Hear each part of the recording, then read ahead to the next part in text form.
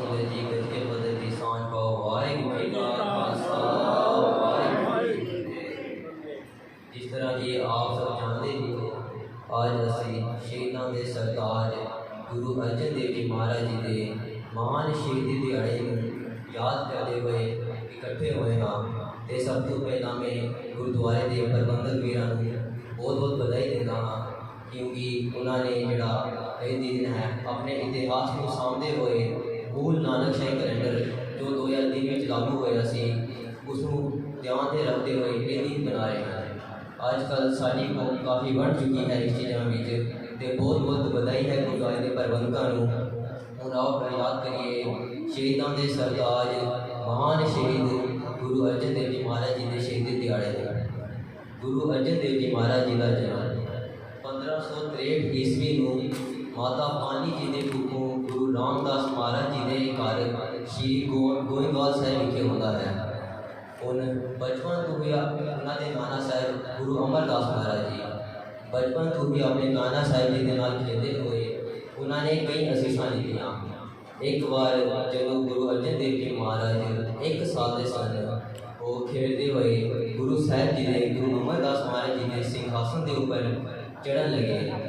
ਉਸ ਟਾਈਮ ਮਾਤਾ ਪਾਨੀ ਜੀ ਨੇ ਗੁਰੂ ਸਾਹਿਬ ਨੂੰ ਚੁੱਕਿਆ ਅਤੇ ਕਿਹਾ ਕਿ ਇਹ ਗੁਰੂ ਸਾਹਿਬ ਜੀ ਦਾ ਤਖਤ ਹੈ, ਇੱਧਰ ਕੋਈ ਹੋਰ ਬੈਠ ਨਹੀਂ ਸਕਦਾ। ਉਸ ਸਮੇਂ ਗੁਰੂ ਅਮਰਦਾਸ ਮਹਾਰਾਜ ਜੀ ਨੇ ਗੁਰੂ ਅਰਜਨ ਦੇਵ ਜੀ ਸਾਹਿਬ ਜੀ ਨੂੰ ਚੁੱਕ ਕੇ ਸਿੰਘਾਸਨ ਦੇ ਉੱਪਰ ਬਿਠਾ ਕੇ ਕਿਹਾ ਸੀ, ਦੋਤਾ ਗੁਰੂ ਕਾ ਪੋਤਾ। ਦੋਤਾ ਦੋਤਰੇ ਨੂੰ ਕਿਹਾ ਗਿਆ ਸੀ, ਦੋਤਰਾ ਹੁੰਦਾ ਜਿਹੜਾ ਧੀ ਦਾ ਪੁੱਤਰ ਹੋਵੇ। ਉਸ ਟਾਈਮ ਗੁਰੂ ਅਮਰਦਾਸ ਮਹਾਰਾਜ ਜੀ ਦੇ ਇਸ ਬੱਚਨ ਨੇ ਗੁਰੂ ਅਰਜਨ ਦੇਵ ਜੀ ਮਹਾਰਾਜ ਜੀ ਦਾ ਹੁੰਦਾ ਸਾਨੂੰ ਪਹਿਲੇ ਹੀ ਗੁਰੂ ਰਾਮਦਾਸ ਮਹਾਰਾਜ ਜੀ ਨੂੰ ਪਹਿਲੇ ਹੀ ਦੱਸ ਦਿੱਤਾ ਸੀ। ਹੁਣ ਜਿਹੋ ਜਿਹਾ ਸਮਾਂ ਬੀਤਦਾ ਗਿਆ, ਜਿਹੜੇ ਭੱਟ ਸਾਹਿਬ ਹਨ ਉਹ ਗੁਰੂ ਅਰਜਨ ਦੇਵ ਜੀ ਮਹਾਰਾਜ ਵਾਸਤੇ ਕਹਿੰਦੇ ਹਨ ਕਿ ਦੁਨੀਆ ਵਿੱਚ 4 ਪ੍ਰਕਾਰ ਦੇ ਧਾਰਮਿਕ ਮਨੁੱਖ ਹੁੰਦੇ ਹਨ। ਜਿਹੜੇ ਪਹਿਲੇ ਆ ਗਏ ਉਹ ਹਨ ਕਿ ਜਿਸਦੇ ਹੀ ਚਾਹੁੰਦੇ ਹੀ ਆਪਣੀ ਅੱਖਾਂ ਖੋਲ੍ਹਦੇ ਹਨ ਅਤੇ ਅਕਾਲ ਪੁਰਖ ਦੀ ਗੋਦ ਵਿੱਚ ਬੈਠੇ ਹੁੰਦੇ ਹਨ, ਭਾਵ ਉਹਨਾਂ ਨੂੰ ਪਹਿਲੇ ਹੀ ਬ੍ਰਹਮ ਦਾ ਗਿਆਨ ਹੁੰਦਾ ਹੈ। ਇਹੋ ਜਿਹੇ ਮਹਾਂਪੁਰਸ਼ਾਂ ਨੂੰ ਉਹਨਾਂ ਨੇ ਗੁਰੂ ਸਾਹਿਬ ਜੀ ਕਿਹਾ ਹੈ। ਅਤੇ ਜਿਹੜੇ ਦੂਜੇ ਸ਼੍ਰੇਣੀ ਦੇ ਮਹਾਂਪੁਰਸ਼ ਆ ਗਏ, ਮਨੁੱਖ ਆ ਗਏ, ਉਹ ਹੁੰਦੇ ਹਨ ਜੋ ਭਗਤੀ ਕਰਕੇ ਗੁਰੂ ਅਕਾਲ ਪੁਰਖ ਦੀ ਗੋਦ ਤੱਕ ਪਹੁੰਚਦੇ ਹਨ। ਉਹ ਗੱਲ ਵੱਖਰੀ ਹੈ ਕਿ ਉਹਨਾਂ ਨੂੰ ਕਿੰਨਾ ਸਮੇਂ ਤਪੱਸਿਆ ਕਰਨੀ, ਚਾਹੇ ਇੱਕ ਦਿਨ ਦੀ ਤਪੱਸਿਆ ਹੋਏ, ਚਾਹੇ 1 ਮਹੀਨੇ ਦੀ ਹੋਏ, 1 ਜਨਮ ਦੀ ਹੋਏ, ਚਾਹੇ ਕਈ ਜਨਮਾਂ ਦੀ ਹੋਏ, ਲੇਕਿਨ ਜਦੋਂ ਉਹ ਤਪੱਸਿਆ ਕਰਕੇ ਅਕਾਲ ਪੁਰਖ ਦੀ ਗੋਦ ਵਿੱਚ ਪਹੁੰਚਦੇ ਹਨ ਅਤੇ ਉਹਨਾਂ ਨੂੰ ਅਸੀਂ ਭਗਤਾਂ ਅਤੇ ਸੰਤ ਮਹਾਂਪੁਰਸ਼ ਕਹਿੰਦੇ ਹਨ। ਹੁਣ ਜਿਹੜੇ ਤੀਜੀ ਸ਼੍ਰੇਣੀ ਦੇ ਲੋਕ ਆ ਗਏ ਉਹ ਜਿਹੇ ਲੋਕ ਹਨ ਜੋ ਇੱਕ ਕਦਮ ਗੁਰੂ ਸਾਹਿਬ ਵੱਲ 'ਤੇ ਚੱਲਣਗੇ, ਲੇਕਿਨ ਨਾਲ ਹੀ ਨਾਲ ਇੱਕ ਕਦਮ ਪਿੱਛੇ ਨੂੰ ਵੀ ਚੱਲਣਗੇ, ਕਿਸੇ ਦੀ ਮਦਦ ਵੀ ਕਰਨਗੇ ਅਤੇ ਕਿਸੇ ਦੀ ਨਿੰਦਿਆ ਵੀ ਕਰਨਗੇ। ਭੱਟ ਜੀ ਕਹਿੰਦੇ ਹਨ ਕਿ ਜੇ ਇਹੋ ਜਿਹੇ ਲੋਕ ਹਨ ਇਹ ਪੂਰੀ ਉਮਰ ਦੁਨੀਆ ਦੀ ਮਾਇਆ ਜੰਜਾਲ ਵਿੱਚ ਹੀ ਫਸੇ ਰਹਿੰਦੇ ਹਨ, ਇਹ ਕਦੇ ਵੀ ਅਕਾਲ ਪੁਰਖ ਦੇ ਤੱਕ ਨਹੀਂ ਪਹੁੰਚ ਸਕਦੇ। ਹੁਣ ਜਿਹੜੇ ਚੌਥੇ ਸ਼੍ਰੇਣੀ ਦੇ ਪੁਰਸ਼ ਆ ਗਏ ਇਹ ਉਹ ਜਿਹੇ ਮਨੁੱਖ ਹਨ ਜੋ ਬਸ ਸੁੱਤੇ ਰਹੇ ਹੁੰਦੇ ਹਨ, ਜੋ ਸਿਰਫ ਬੇਹੋਸ਼ੀ ਦੀ ਹਾਲਤ ਵਿੱਚ ਹਨ, ਜਿਨ੍ਹਾਂ ਨੂੰ ਆਪਣੀ ਹੋਂਦ ਦਾ ਕੋਈ ਨਹੀਂ ਪਤਾ, ਆਪਣੇ ਧਰਮ ਦੀ ਹੋਂਦ ਦਾ ਨਹੀਂ ਪਤਾ, ਉਹਨਾਂ ਦੀ ਜ਼ਿੰਦਗੀਆਂ ਮਰੀ ਹੋਈਆਂ। ਇਹੋ ਜਿਹੇ ਲੋਕਾਂ ਨੂੰ ਧਰਮ ਦਾ ਹੋਂਦ ਦਾ ਪਤਾ ਕਰਾਉਣ ਵਾਸਤੇ ਇੱਕ ਚੋਟ ਚਾਹੀਦੀ ਹੁੰਦੀ ਹੈ, ਦੁੱਖ ਦੀ ਚੋਟ, ਜਿਸ ਦੇ ਕਾਰਨ ਇਹਨਾਂ ਨੂੰ ਧਰਮ ਦੀ ਹੋਂਦ ਦਾ ਪਤਾ ਚੱਲਿਆ। ਹੁਣ ਗੁਰੂ ਅਰਜਨ ਦੇਵ ਜੀ ਮਹਾਰਾਜ 1563 ਵਿੱਚ ਇਹਨਾਂ ਦਾ ਜਨਮ ਹੋਇਆ ਹੈ ਅਤੇ 1581 ਵਿੱਚ ਗੁਰੂ ਰਾਮਦਾਸ ਮਹਾਰਾਜ ਜੀ ਜੋਤੀ ਜੋਤ ਸਮਾਉਂਦੇ ਹਨ। ਜਿਸ ਤੋਂ ਬਾਅਦ ਗੁਰੂ ਅਰਜਨ ਦੇਵ ਜੀ ਮਹਾਰਾਜ ਜੀ ਗੁਰਗੱਦੀ 'ਤੇ ਵਿਰਾਜਮਾਨ ਹੁੰਦੇ ਹਨ। ਫਿਰ ਕਈ ਹੁਣ ਥੋੜ੍ਹਾ ਇਤਿਹਾਸ ਵਿੱਚ ਪਿੱਛੇ ਚੱਲ ਜਾਈਏ, ਜਿਸ ਤਰ੍ਹਾਂ ਕਿ ਆਪ ਸਭ ਜਾਣਦੇ ਹੀ ਹੋ, ਗੁਰੂ ਅਮਰਦਾਸ ਮਹਾਰਾਜ ਜੀ ਨੇ 22 ਮੰਜੀਆਂ ਸਥਾਪਿਤ ਕੀਤੀਆਂ। ਮੰਜੀਆਂ ਪ੍ਰਚਾਰਕ ਕਹਿ ਸਕਦੇ ਹਾਂ ਅਸੀਂ, ਜੋ ਵੱਖ-ਵੱਖ ਸ਼ਹਿਰਾਂ ਵਿੱਚ ਜਾ ਕੇ ਸਿੱਖੀ ਦਾ ਪ੍ਰਚਾਰ ਕਰਕੇ ਲੋਕਾਂ ਨੂੰ ਸਿੱਖੀ ਕੌਮ ਨਾਲ ਸੱਚ ਨਾਲ ਜੋੜਨਗੇ। ਉਹ ਸਨ ਸਾਡੇ 22 ਮੰਜੀਆਂ ਗੁਰੂ ਅਮਰਦਾਸ ਮਹਾਰਾਜ ਜੀ ਨੇ ਸਥਾਪਿਤ ਕੀਤੀਆਂ। ਫਿਰ ਗੁਰੂ ਰਾਮਦਾਸ ਮਹਾਰਾਜ ਜੀ ਨੇ ਮਸੰਦ ਸਥਾਪਿਤ ਕੀਤੇ, ਕਿਉਂਕਿ ਪਹਿਲੇ ਸਮੇਂ ਵਿੱਚ ਗੁਰਦੁਆਰਾ ਸਾਹਿਬ ਗੁਰੂ ਕੇ ਘਰ ਕਾਫੀ ਦੂਰ ਹੋਣ ਦੇ ਕਾਰਨ ਕੋਈ ਜ਼ਿਆਦਾ ਸਾਧਨ ਵੀ ਨਹੀਂ ਸਨ ਗੁਰਦੁਆਰਾ ਸਾਹਿਬ ਆਉਣ ਵਾਸਤੇ, ਅਤੇ ਕਈ ਲੋਕ ਰੋਜ਼ ਗੁਰਦੁਆਰਾ ਸਾਹਿਬ ਨਹੀਂ ਆਉਂਦੇ ਸਨ। ਅਤੇ ਜਿਹੜੇ ਮਸੰਦ ਸਨ ਇਹ ਵੱਖਰੇ ਸ਼ਹਿਰਾਂ ਵਿੱਚ ਜਾ ਕੇ ਲੋਕਾਂ ਕੋਲੋਂ ਦਸਵੰਧ ਜਾਂ ਗੁਰੂ ਘਰ ਦੀ ਭੇਟਾ ਲੈ ਕੇ ਆ ਕੇ ਗੁਰੂ ਮਹਾਰਾਜ ਜੀ ਨੂੰ ਜਮ੍ਹਾਂ ਕਰਾਉਂਦੇ ਸਨ। ਹੁਣ ਇਹ ਗੱਲ ਵੱਖਰੀ ਹੈ ਕਿ ਬਾਜੀ ਮਸੰਦਾਂ ਦੀ ਕਾਫੀ ਬੁਰੀ ਹਾਲਤ ਹੋਈ ਸੀ, लेकिन एक गुरु अमर रामदास महाराज जी ने मसंद स्थापित किए। उन्हें गुरु अर्जन देव जी महाराज ये तीन भरा सन, सब तो बड़ा प्रिथी चंद, फिर दूआ बाबा महान देव ते तीजे नंबर इस सब तो छोटी उम्र के गुरु अर्जन देव जी महाराज। उन्हें गुरदा गद्दी दे बानी नाल इन्हीं लीप जुड़ी हुई गुरु रामदास महाराज जी ने गुरदा गद्दी सब तो छोटे सपूतर अपने सब तो छोटे सपूतर गुरु अर्जन देव जी महाराज को दे दी। इसके कारण जो उन्होंने सब तो बड़ा भरा से प्रिथी चंद उन्होंने गुरु महाराज जी नाल नफरत हो गई। वो सरकार मुगलों की जालम सरकार नाल मिलके उन्हें जेड़े मसंद गुरु घर वास्ते बेटा या दसवंत इकट्ठा करके लाते सन उन्होंने लुटना शुरू हो गया। जो ये हालात गुरु महाराज जी ने देखे, फिर गुरु महाराज जी ने गुरु ग्रंथ साहिब महाराज जी का स्वरूप तैयार कराया। गुरु भाई गुरदास जी की सेवा लगाई तो 1588 विखे 1588 उन्होंने सरोवर श्री दरबार साहिब रामदासपुरा जिन्हों असी अज अमृतसर साहिब के नाम तो जानते हाँ, इसका पहला नाम रामदासपुरा सी। 1588 में इधर सरोवर का काम संपूर्ण होया ते हरमंदिर साहिब की नींह रखी गई। 1604 तक भाई गुरदास जी की सेवा लगी ते 1604 विखे गुरु महाराज जी का स्वरूप तैयार होया ते 1604 विखे गुरु महाराज जी स्वरूप का प्रकाश किया गया। ते जेड़ा सब तो पहला उस टाइम हुक्मनामा सी जे सब तो पहले साढ़े कौम के ग्रंथी भाई बाबा बुड्ढा जी उन्होंने को लिखा गया। उन्हें जेड़ा इन्हों का बड़ा भरा चंद पिथी चंद ते एक चंदू भी होया है। ये उस टाइम जालम सरकार का जो राजा सी जहांगीर उसके दरबार का एक नौकर सी। इन्हें गुरु हरगोबिंद साहिब महाराज जी वास्ते अपनी कुड़ी का रिश्ता हो गया, धी का रिश्ता हो गया, जिसके वास्ते गुरु अर्जन साहिब जी ने मना कर दिता सी। ते चंदू ते पिथी चंद ने जालम सरकार नाल मिलके कुछ मौलवी नाल मिलके जहांगीर के कन भरना शुरू किए।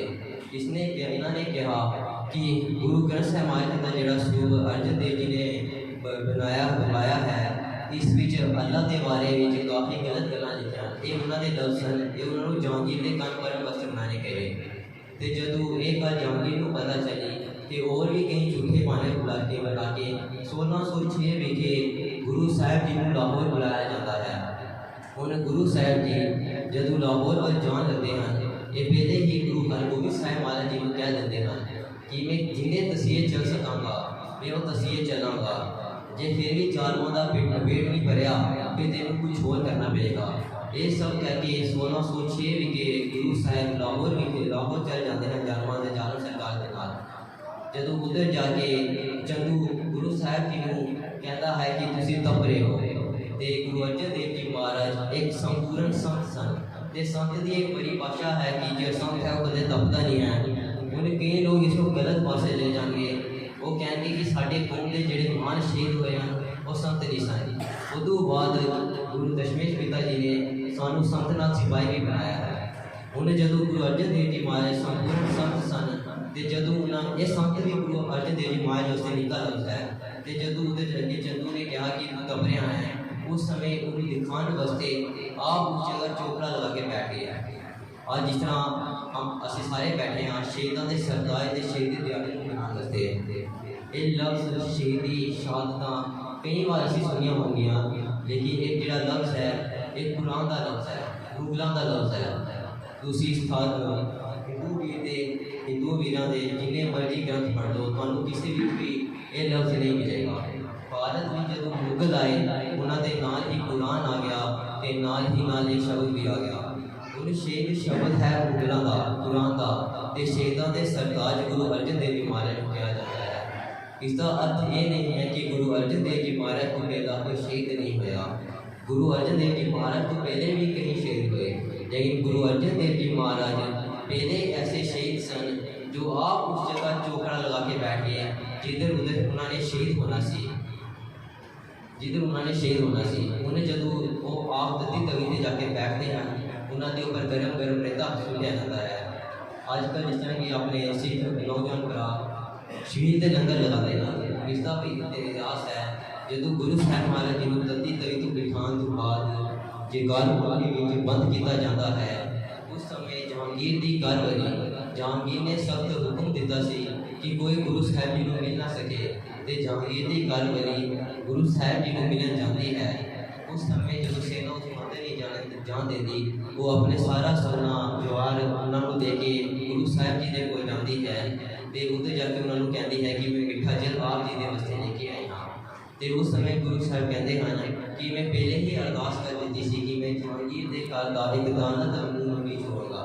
उस समय जहांगीर की घर वाली कहती है कि मैं सुनिया सी कि गुरु नानक के घर तो कोई खाली नहीं जाता। उस समय गुरु अर्जन देव जी महाराज जी ने कहा कि तेरे मिठे जल के लंगर पूरी दुनिया में लगेंगे। ये साडा शहीद का इतिहास है। पर साढ़े नौजवान वीरा आजकल पता नहीं क्या हो गया, उन्होंने अपने धार्मिक गीत लगाने की जगह वक्त गाने लगाना शुरू हो गए शहीद के लंगर में। जे तुसी शहीद का लंगर लगाना है तुसी अपने धार्मिक गीत गुरु अर्जन साहब महाराज के शब्द लगा सकते हो। उस तो बाद जो गुरु अर्जन देव जी महाराज जी जो 1606 विखे शहादत पाते हैं तो जिस तरह की गुरु अर्जन देव जी महाराज जी ने पहले ही गुरु हरगोबिंद साहब महाराज जी को क्या कि मैं जितने तसीहे चल सकांगा मैं चलांगा, उस तो बाद मैंने कुछ और करना पड़ेगा। उन्हें गुरु अर्जन देव जी महाराज जी की शहादत तो बाद छठा वीर गुरु हरगोबिंद साहब महाराज जी वो कहते हैं फरमान करते हैं कि एक धर्म को चलाने वास्ते विद्या के नाल सब शस्त्रों की भी लोड़ पेगी। सियासत के भगती को इकट्ठे करते हैं, भाव पीरी ते पीरी दो तलवारें इकट्ठे करते हैं। भगती का घर आ गया साडा दरबार साहिब ते भगती के पैरों में साडा शक्ति का घर आते हैं अकाल तख्त साहिब। ये साडा उन्होंने सानू शस्त्रों की दात बख्शी। फिर उस तो बाद गुरु गोबिंद सिंह महाराज जी ने सानू 1699 में अमृत की दात बख्शे खालसा सजाया। उनमें आप शिव जी के आगे एक बहुत ही प्यारा बंद गुरु गोबिंद साहब महाराज का दसने जा रहे हैं, बहुत ही वधिया कहानी है। एक बार गुरु ग्रंथ साहब महाराज जी अपने सिख परखण वास्ते गधे के ऊपर शेर की खाल पवा के उन्हें गाँव के छोड़ देते हैं। तो जो गाँव वाले को पता चलता है तो वो अंदर अपने घर में छुप जाते हैं। कुछ समय बीतने तो बाद सीधे वो गधा ही जो अपनी आवाज़ निकालता है तो सारे लोग आके उन्हें मारना शुरू हो जाते हैं। इसका अर्थ यही है खालसा जी अजकल साढ़े वीर भैनों ने पग्गां साढ़े सिरों में छन अमृत असी छकिया नहीं है। हाँ असं अंदरों गधे ही लेकिन बाहरों साड़ा पहनावा शेर हो गया है। तो जो कोई साड़ा कोई इतिहास जिसमें वीर किसी को साड़ा इतिहास पता हो, सिख की प्रॉपर डेफिनेशन पता हो, वो थोड़े को लेके आ जाएगा तो कहेगा कि थोड़ी किरपान किधर है या थोड़े पांच ककार किधर है। फिर उस समय तो क्या जवाब दोगे। इस वास्ते दास सबको बेनती करता है कि अमृत छको, गुरु वाले बनो, शस्त्रकारी हो, क्योंकि गुरु महाराज जी का फरमान है अमृत छकन वाला रैत विच पक्का नहीं तेन सचखंड लेके जावांगा। जे कोई गलती कर बैठा है फिर भी तेन सिखा के घर जन्म देंगा। जे फिर कोई तिलमट होगी गुरु घर के सेवक बना देंगा, घोड़े की सेवा ले लाँगा। जे फिर भी तू मनाइया करता रहा फिर मैं तेरे नहीं कर सकता। इन्ना गुरु महाराज साढ़े बारे सोचते हैं। दास सब बेनती करता है सारे भैन भरावां अमृत छको, गुरु वाले बनो ते शस्त्रकारी हो, क्योंकि दशमें श्री गुरु महाराज फरमान करते हैं बिना शस्त्र के सिंह नरक पेड़ जानो, गैर कांता को किते ना सिधानो। यही मोड़ आ गया सुनो रे प्यारे, बिना शस्त्र के सिंह दियो ना दिदारे। शस्त्रकारी हो क्योंकि अपना प्यो ही जो कह रहे हैं कि बिना शस्त्र तो मैं किसी को दिदार नहीं देवांगा। फिर निके जी देश के प्रधानमंत्री चाहे जो मर्जी कुछ बोले सानू किसी को कोई फर्क नहीं पैदा। अमृत छको ते शस्त्रकारी हो, इन्हें कहते हैं फरमान करने वाहिगुरू जी का